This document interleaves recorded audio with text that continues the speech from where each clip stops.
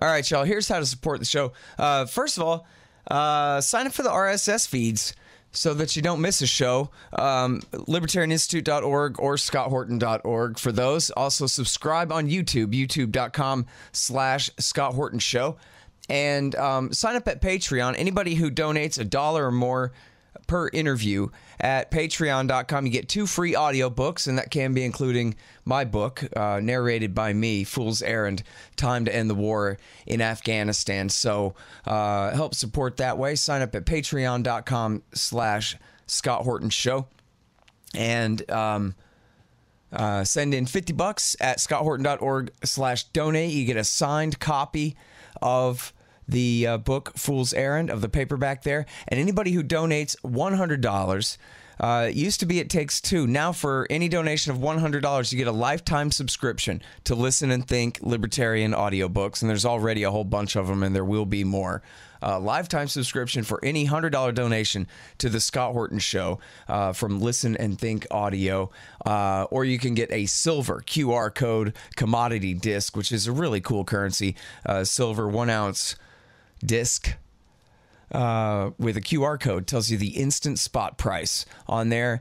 And just go to scotthorton.org/donate. There's also PayPal for single donations, or you can sign up to do monthly donations on PayPal as well.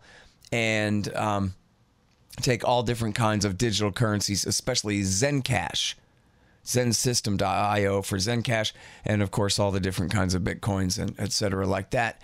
So check all that out at scotthorton.org/donate. And hey, by the way, if you like this show, review it for me on iTunes, Stitcher, etc. If you like the audio book, it's now available on iTunes as well as audible.com. So leave a good review on there if you like that, and help get that out. Thanks. Sorry I'm late. I had to stop by the Wax Museum again and give the finger to FDR.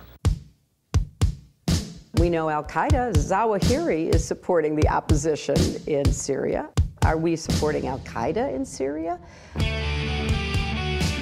it's a proud day for America. And by God, we've kicked Vietnam syndrome once and for all. Thank you very, very much. I say it again, you've been had. You've been took. You've been hoodwinked. These witnesses are trying to simply deny things that just about everybody else accepts as fact. He came, he saw, he died. Well, we ain't killing their army, but we killing them. We be on CNN like, say our name, bitch, say it 3 times. The meeting of the largest armies in the history of the world. Then there's going to be an invasion. All right, you guys, introducing Kathy Kelly.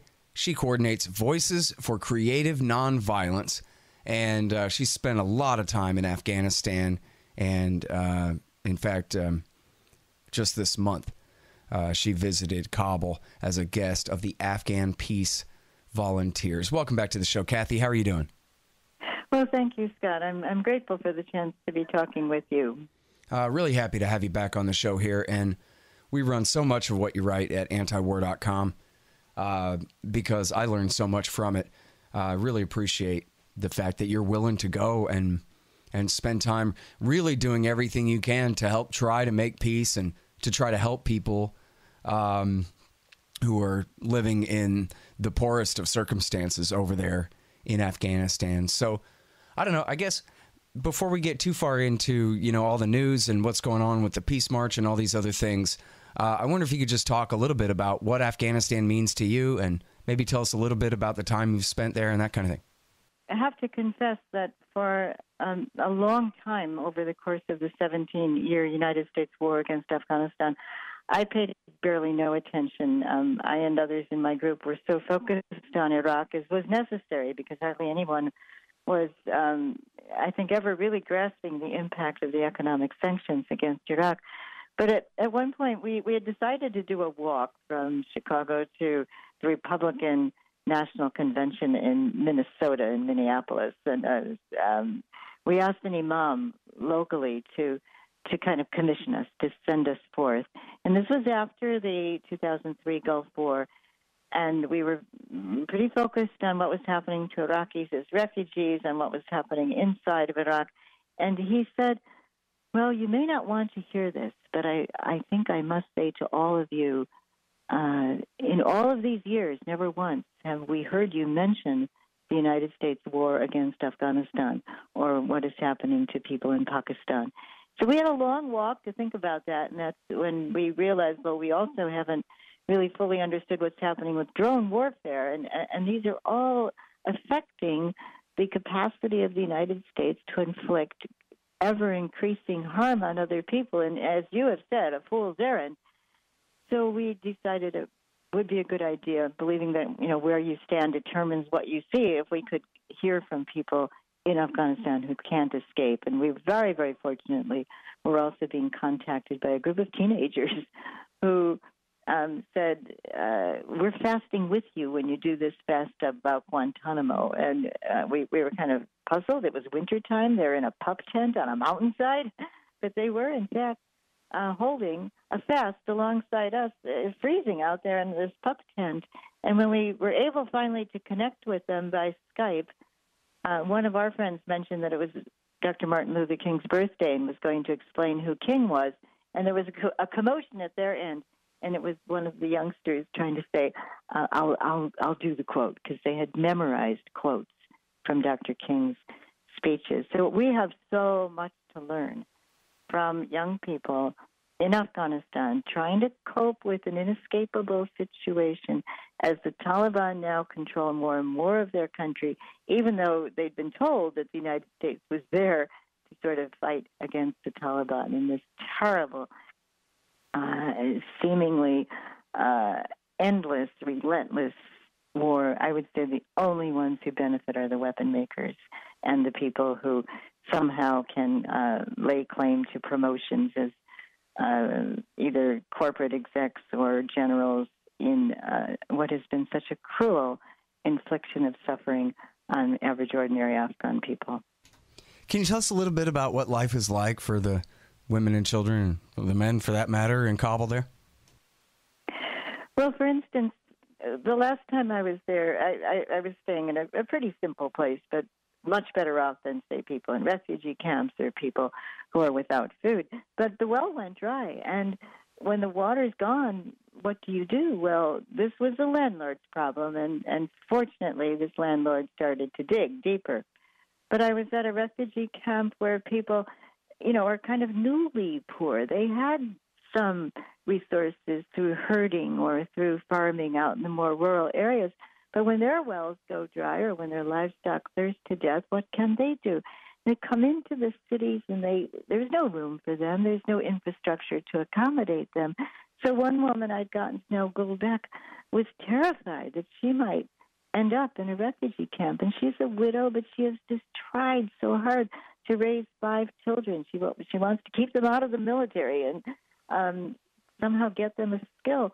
But every month she wonders, can she afford to pay for the water? And the prices go up and up. And she doesn't have enough money for food, so they go without. They don't have bread often. And, what is she to do? I said, well, does the government help you at all? And she said they have no idea how we live. So there are many, many people struggling just to get by. I know so many women who send their children to the marketplace to kind of scavenge the ground for scraps of potatoes and turnips. And they don't want to live that way. And I wish they could stay clean, but they can't, devote vitally needed water for cooking in order to clean. Those are the kinds of choices people have to make. And people do value education, but the education system in Afghanistan has crumbled. The health care delivery is almost absent. It's a very, very desperate country. And I suppose, it sounds so cold to say it, but it's a failed narco state, and you can't eat opium. And now, would it be right to guess that in Kabul is actually probably where people have the highest standard of living in the country? Well, it used to be called Kabul.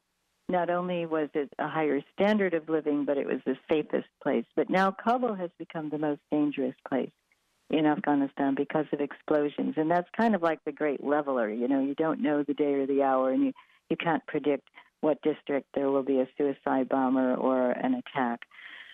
Unemployment is very high, and the infrastructure is such that it can't accommodate the soaring, rising populations, particularly in the refugee camps, but then throughout the city. So there are long stretches without electricity. And what's coming down the mountainside is no longer the pure snow melt, but quite honestly, sewage. And so everybody's water is contaminated. You have to boil your water for 20 minutes. Well, a lot of people don't have fuel for 20 minutes of boiling water. And in the winter, it's just wretched. People are cold in the camps. The mud huts aren't at all insulated from the harsh elements. And when it rains, and everybody's slogging around in mud, and the living conditions are very, very difficult. Every single sidewalk has open sewage going on either side of the walkway. And then because it's a bit of a valley surrounded by high mountains, the smog gets trapped, and so people have very, very bad respiratory problems. And as I say, the health care is pretty negligible.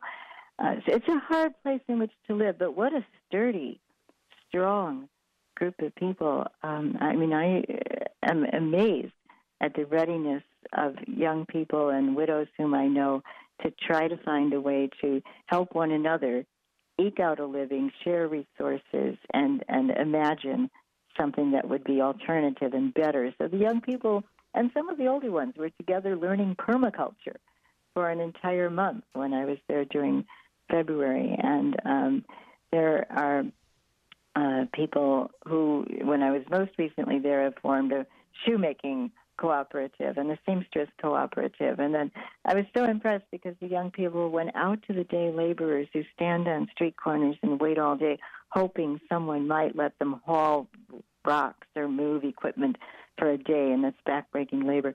And they said, we could set you up with a cart that you could sell fruit from, and that's another vision they have of forming a cooperative. Oh, that's cool to hear. And they've done it.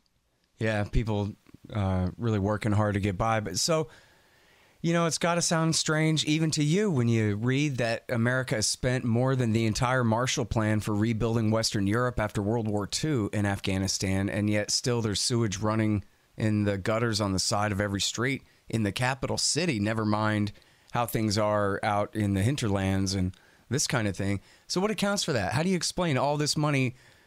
Where did it go, if not to create a modern sewage system for the capital here? Mm-hmm. Well, I think war always causes chaos and also corruption. And who knows, maybe it's deliberate, that if you can keep people undereducated and chaotic and desperate, then it's easier to gain control eventually. But I think that the corruption almost it spirals without end. I mean, for instance, the United States AID, U.S. Aid for International Development, had reported to the SIGAR, the Special Inspector General on Afghanistan report, to John Sopko, who's in charge of that they were going to be responsible for health care delivery that would cost something like $615 million to fund clinics in faraway places and to build new hospitals or to keep other hospitals going. Well, okay, $615 million is not a huge sum of money. But Sopko, the guy in charge of the SIGAR report, is very, very careful about tracking where the money goes as best he can. Well, in faraway places, you can't really because it's too dangerous. You can't just get in a Jeep and start driving down roads where there are checkpoints and people would kidnap or kill Westerners. So people who are, less than honest realize, hey, they're never going to be able to track this money. So let's pretend there's a hospital or a healthcare facility or a clinic, when in fact there's nothing there. And John Sopko was able to prove that because he used spatial imaging. Basically any of us could do it with Google Earth these days. And they realized that of the number of places that were supposed to be bona fide healthcare delivery facilities, 80% were questionable because when they checked out where the X is in terms of the coordinates of this place's location, there wasn't even a building for 400 yards in any direction. And so South Cole wrote a letter and said, how do you explain this? 6 of your so-called hospitals are, marked by X's that actually are in Tajikistan or Pakistan, or one's in the middle of the Mediterranean Sea.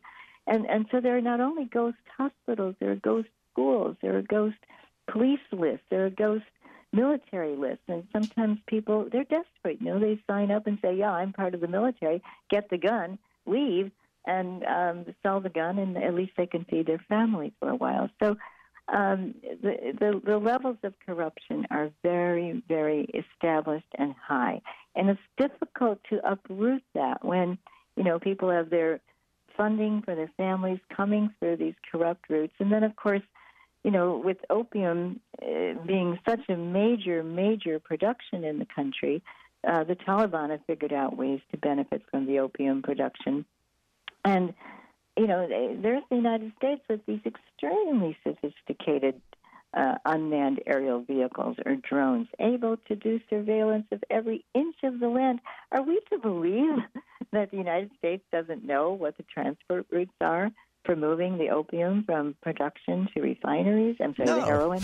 No, we're not to believe that. I mean, hell, even the New York Times version of this story is that, yes, it's true that everybody on our side is also a heroin dealer, because what are you going to do? The whole economy is basically based on it. And so, yes, the governors, fact, the mayors, the police chiefs.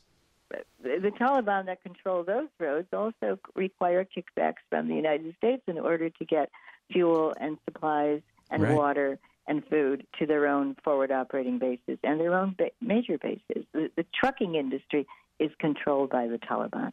Yeah, I actually didn't realize until after my book was done that there's an entire book about America financing the Taliban pseudo-unwittingly, where, I mean, it's not that that's a big conspiracy to back the Taliban so they have someone to fight. It's just that that's the only way to get resources to their side, is they have to bribe the Taliban protection money, pay them taxes, basically, to allow the American supplies to travel to and fro across the country. And so they end up financing their enemy to the tune of hundreds of millions of dollars. And now even a young Afghan teenager understands that. And they're posing very stark questions. How can it be that the United States has been here supposedly fighting the Taliban since 2001, and yet the Taliban now control, as you mentioned in your book, large swaths of the countryside and the roadways leading into the cities.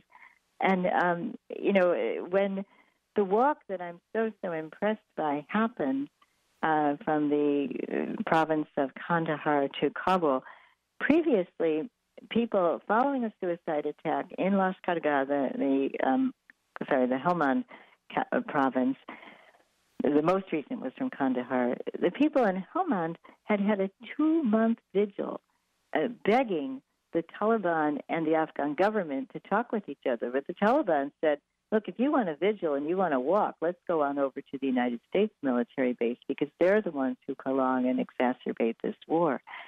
Well, the Taliban aren't angels, that's for sure. But I think that the continuance of the war is so beneficial for so many powerful groups, elites, individuals, warlords, that they're not really interested in shutting it down. Right. All right, hang on just one second. Hey, guys, here's who sponsors this show. Mike Swanson and his great investment advice at wallstreetwindow.com. He's actually posting some stuff at the Libertarian Institute website now. Really great stuff. The great Mike Swanson. And he's also the author of the book, The War State, which is a really great history of the rise of the new right military-industrial complex after World War II in the Truman, Eisenhower, and Kennedy eras. You'll really want to look at it. The War State by Mike Swanson. Also, Roberts & Roberts Brokerage, Inc. If you listen to Mike, you'll be buying some metals. You'll want to buy them from Roberts & Roberts. They've been around as long as I've been alive. They've got a great reputation. They take the very smallest premium possible in order to help arrange the very best sales for you of platinum, palladium, gold, silver, of course, and no premium at all if you buy with Bitcoin. They're at Roberts & Roberts. That's rrbi.co. rrbi.co for your precious metals. There, as I mentioned before, Zen Cash. zensystem.io to learn all about this great new digital currency, and which is also a secure messaging application and document transfer device and all the rest there. Learn all about it at zensystem.io. And read the book. It's by Hussein Badakhshani. It's How to Run Your Tech Business Like a Libertarian. That's not the title. The title is No Dev, No Ops, No IT. Those are all one word each, if you take my meaning. No Dev, No Ops, No IT by Hussein Badakhshani. It's really great. And check out libertystickers.com for all your anti-government propaganda. I made up most of them. And yeah, that didn't work out with the new website I kept promising you. But now supposedly someone else is promising one. So I guess we'll see if we ever get a new website. But there's still a lot of great anti-government propaganda, and you could buy it at libertystickers.com. Now, one more thing. Check out scotthorton.org. We've been having some server problems, but otherwise, scotthorton.org is a great-looking new website, as you can tell. And if you want a good 2018 model website for your business or for whatever you're doing, your opinions, check out expanddesigns.com, the great Harley Abbott over there. And if you go to expanddesigns.com/Scott, you'll save $500. Well, and that's the way that this has to be looked at, because there's this huge question mark over this whole thing. Why is America still in Afghanistan? But that's the whole thing about it. Is it's not America, the people, or any interest of ours. It's just these generals and those spies and those State Department weenies and those think tank mongers and those bomb salesmen and these particular Republicans and Democrats. They have their interest in prolonging the conflict. Just as you're saying, on the ground in Afghanistan, there are people who have their interest in prolonging the conflict as well. And it's about them as individuals and their economic incentives inside or outside the government to continue perpetuating the thing. And then the question of what's good for the Americans or what's good for the Afghans in general is hardly ever even asked, except for naive people like you and me who frame it that way because that's the way we think of it. What about the Afghan people? What about the American people? As Donald Trump might say, what are we getting out of this? You know? Well, I think Donald Trump does have his eye on possibly lucrative extractions. It's possible that under the Hindu Kush Mountains it would someday be feasible to extract some of the rare earth minerals that we use in our computers and our cell phones. And, you know, I'm excited about the idea of solar-powered batteries that could power cars or even larger transportation vehicles. But eventually you've got to get a lot of those minerals out from underneath the ground. And I'm not excited at all about the idea of, you know, huge mines being set up that would further lower the water table in Afghanistan. And the worst thing for Afghanistan, I think, would be extraction. What Afghanistan needs is rehabilitation of its agricultural infrastructure. But it will never be as satisfying to somebody like Donald Trump to have apricot orchards and mulberry trees growing on mountainsides of Afghanistan as it would be to set up a big mine and start extracting very, very valuable ores like copper or iron, and then, of course, the rare earth minerals. Yeah. And you know, then, I've seen a lot of discussion about that. You know, those are rent-free, those bases. And the United States likes having a base close to the border of China. Mm-hmm. Afghanistan actually shares a little tiny border with China, and close to Iran, relatively close to Russia. So I don't think the United States wants to say, okay, we're leaving and let China or another country benefit from transport routes and from possible domination of what could someday be a very valuable piece of land. Absolutely. So, I mean, I think that's totally right. And people bring that up all the time, and it's barely ever mentioned. There's one great Forbes article about this, I think, that you can't set up a mine in Afghanistan. Not really. You need highways. You need railroads. You need huge multi-billion-dollar long-term investments to develop those kinds of industries. And there's just never going to be a security situation in Afghanistan that lends itself to that. The highways that the U.S. has built there are in absolute tatters, according to Cigar and all that kind of thing. So it seems to me like this is a great way for warmongers to kind of fool somebody like Trump into thinking that someday there's something in it for us. But I think it's much more like you finished up there saying that, well, let's make sure the Chinese don't get a chance to do it. And, Colonel Larry Wilkerson was on the show, Colin Powell's former aide, who helped lie us into war in Iraq, but has felt really bad about it since and has become a really good guy since. And he says this is all about trying to block the Chinese Belt and Road Initiative here. This is all about, as you're saying, staying adjacent to Iran, Russia, and China. And it's funny, isn't it, right, how being near Russia and China, two nuclear armed powers, by having a permanent military presence in Afghanistan, that doesn't really enhance the American people's security at all. In fact, it's just laying down tripwires far away from home to create situations for possible conflict that could get our hometowns nuked. And for what? Just so that we can say we're there and that we're keeping it from the Russians because we're there instead, that kind of thing? It's nuts. And then, of course, in the neighborhood are nuclear-armed Pakistan and India. And instead of setting an example for denuclearization that the United States could set by saying we're going to start dismantling our arsenal, we instead keep ratcheting up the incentive for other countries to say we better make sure we keep our weapons, our nuclear weapons, and get more. Right.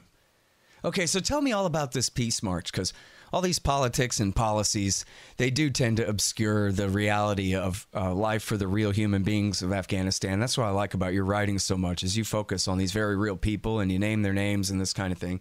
So I guess it was in the news that there was a temporary ceasefire with the Taliban. Was that tied to this march? I'm sure the marchers would be more than pleased if they could see themselves as having had a role. But I think they're actually looking for something even larger. I mentioned that people had a 2-month tent vigil because they just couldn't any longer go on as though this was normal to keep having suicide bombings. And several other cities had tent vigils as well. But in the other cities, they kind of wrapped it up and said, well, no one's really paying attention. What's the point? But 9 men from Lashkargah, the capital of the Helmand province, said, no, we're going to strengthen our movement by walking 400 miles from our city to the capital of Kabul. And they walked in sandals, and they walked during the month of Ramadan, when a devout Muslim will not touch a drop of water or any food from sunup till sundown. So it was a very, very difficult walk to make. And one of them was a high schooler, and another was a man who had lost his vision during that explosion.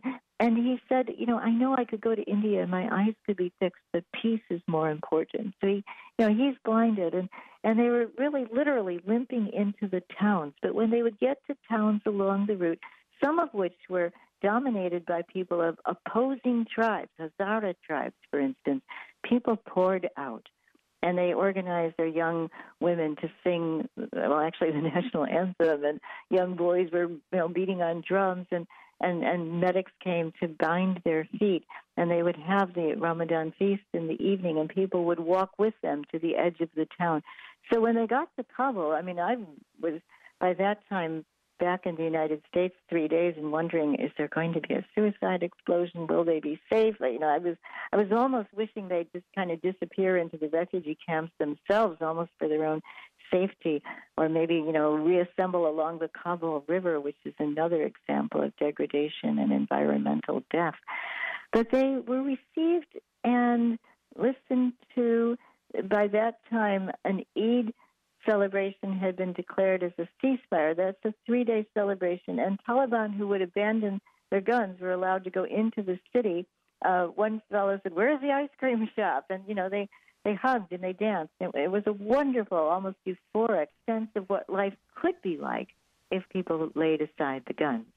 Now, sadly, the fighting has resumed. However, people have also resumed these walks, and the idea is catching on. So I don't think we can predict exactly what might happen, but it's good to go back in history and recall a man buried in Jalalabad, a city to the east of Kabul, named Badshah Khan, or sometimes called Khan Abdul Ghaffar Khan. And he's called the Muslim Gandhi. And contemporary with Mohandas Gandhi, as Gandhi worked for national liberation of India, Badshah Khan walked from village to village and educated people to become self-reliant, not to cooperate with the Brits. And even after there was a massacre, they held their strength. They were called the Red Shirts. They dyed their shirts brick red.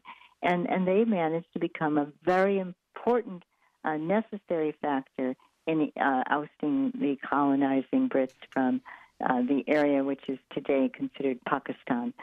So I think many people across Afghanistan are utterly war-weary. And some of those people may be among the Taliban and must be starting to ask questions about the various warlords, including the United States, who have subjected them to so much suffering and loss. We may not be waking up very quickly here in the United States, although I think there's kind of a wariness of war now. It used to be that the United States could market its wars by saying, oh, well, this is going to save the widows and children. That's what they said about Afghanistan. I don't think anybody buys that any longer. I think there's a weariness and a certain cynicism, but we face now the consequences of environmental degradation. I mean, the greatest terror we face is the terror of what we're doing to our environment with climate change and rising seas and people very vulnerable to flooding and hurricanes and the ravages of climate change. So how can we ever cope with it unless we say to the warlords in our country, the gig is up. You have squandered our resources for far too long. If you don't start to convert your companies into companies that can provide things we need, bullet speed trains and retrofitting the housing stock and care for the elderly and care for the children. If you're not up to doing that, we're not going to be up for the investment in your companies any longer. Yeah, I'm sorry we have to leave it there. I'm so out of time here, Kathy, but thank you so much for coming back on the show. I really appreciate all your great work so much. Well, thank you, and all best wishes to antiwar.com. I go to your website 3 times a day at least. Right on. Okay, great. Talk to you again soon. All right, you guys, that's Kathy Kelly. She runs Voices for Creative Nonviolence. That's vcnv.org, vcnv.org. And her last couple of articles on antiwar.com are called On Purpose in Kabul and A Mile in Their Shoes. All right, you guys, and that's the show. You know me, scotthorton.org, youtube.com/Scott Horton Show, libertarianinstitute.org, and buy my book, and it's now available in audiobook as well, Fool's Errand, Time to End the War in Afghanistan. Hey, it's endorsed by Ron Paul and Daniel Ellsberg and Stephen Walt and Peter Van Buren and Matthew Ho and Daniel Davis and Anand Gopal and Patrick Coburn and Eric Margulies. You'll like it. Fool's Errand, Time to End the War in Afghanistan. And follow me on Twitter at Scott Horton Show. Thanks, guys.